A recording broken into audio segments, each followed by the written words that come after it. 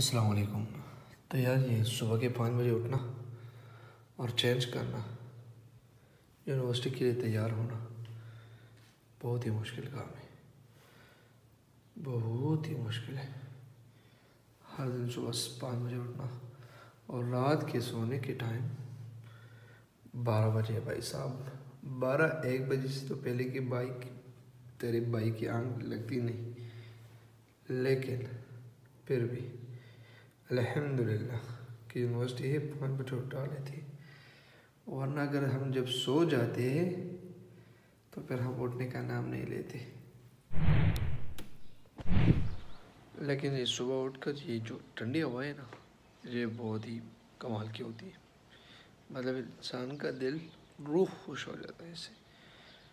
ये भी एक रहमत है, लेकिन उठना बड़ा ही मुश्किल है। ये रहमत है, लेकिन सोना, देर से सोना उससे बहुत बड़ा रहमत है। खैर अब करते चेंज, क्योंकि यूनिवर्सिटी जाना है और बहुत सुबह सवेरे, मतलब 8:30 को क्लास होती है और मैं 6:30 पे यूनिवर्सिटी में होता हूँ। वजह क्योंकि मैं अब्बू को ड्रॉप करता हूँ, फिर उसके बाद अपनी यूनिवर्सिटी जाता हूँ। समझ रहे हो ना। वैसे ये भी बहुत मुश्किल काम है कि सुबह हर दिन अपने कपड़ों की सिलेक्शन करना। मतलब आज ये पहन लिया, अब हम भी हो गए उनकी तरह। समझ रहे हो ना। और दूसरी बात है कि यार कपड़े गंदे बहुत जल्दी हो जाते हैं, बहुत जल्दी। क्योंकि जब यूनिवर्सिटी जाते हो तो यार बहुत रास्ता, डस्ट, बारिशें हुई नहीं तो कपड़े तो गंदे होंगे। खैर करते अब चेंज, इससे पहले कि अब्बू कॉल करें कि बेटा आज तूने बहुत देर कर दी आने में, मैं जा रहा हूँ। और फिर यहाँ से मुझे यूनिवर्सिटी जाना मुश्किल नहीं बल्कि नामुमकिन है, नहीं जा सकता। बहुत दूर आ चुका हूँ मैं, मतलब दुनिया से बहुत दूर आ चुका हूँ। सो अभी तैयार होते और फिर गपशप मारेंगे। बस तैयार हो गए। हमारी क्या तैयारी होती है, सिर्फ कपड़े ही चेंज कर दिए तो बस अब निकलते हैं नाश्ते के लिए। नाश्ता कर ले तो उसके बाद ही हम, और ये सूरज की जो किरणें पड़ती है ना, सर्दी में, गर्मी में नहीं, तो मज़ा बहुत आता है। लेकिन अब यहाँ पे ठहरना मुश्किल है। सो अब कपड़े को सबसे पहले चेंज तो मैंने कर लिया, लेकिन जो मैंने निकाले हैं उसको नीचे पहुंचाने हैं, क्योंकि अम्मी कह रही कि आज इसको धोने हैं। तो पहले जाऊंगा नीचे, नाश्ता करूंगा, फिर उसके बाद मैं वो डिलीवर करूंगा, उसकी डेस्टिनेशन तक पहुंचा दूंगा कि मेरा काम यहाँ तक था, इससे ज़्यादा मैं नहीं कर सकता। सब जा रहा हूँ मैं नाश्ते पे, और फिर इंशाल्लाह नाश्ते के बाद ही गपशप लगाएंगे।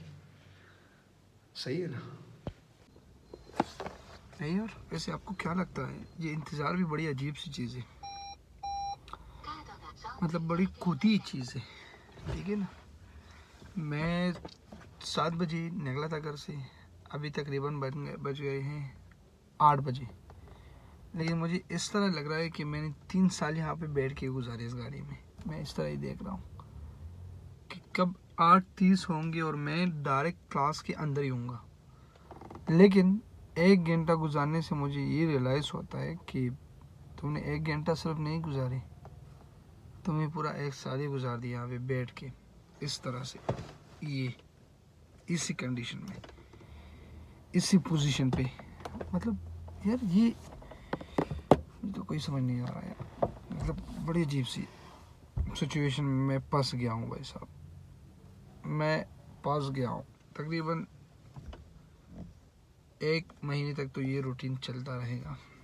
1 महीने के बाद फिर मुझे वो आज़ादी मिलेगी जिसका मैं इससे पहले हकदार था, अभी हकदार हूँ। और हाँ, जो आज़ादी मैंने पहली सेमेस्टर में गुजारी थी ना, शायद मैं उस तरह की आज़ादी का कोई वो तस्वर नहीं कर सकता।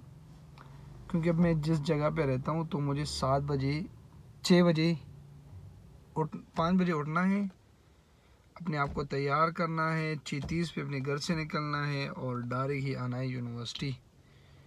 अगर मैं इस टाइम पे ना उठूँ और इस टाइम पे घर से ना निकलूँ तो मसला एक ही होगा। मसला क्या होगा कि मैं यूनिवर्सिटी टाइम पे नहीं पहुंचूंगा। अगर यूनिवर्सिटी टाइम पे नहीं पहुंचूंगा तो क्लास नहीं लूँगा, तो क्लास नहीं होगा तो शॉर्टेज अटेंडेंस में आ जाऊंगा, 75 से कम होगी। अगर उसमें तेरा भाई आ गया तो यूनिवर्सिटी से निकाल दिया जाएगा।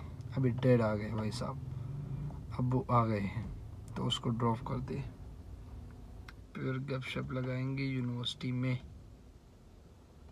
गुड हो गया जी। इसने कहा था मुझे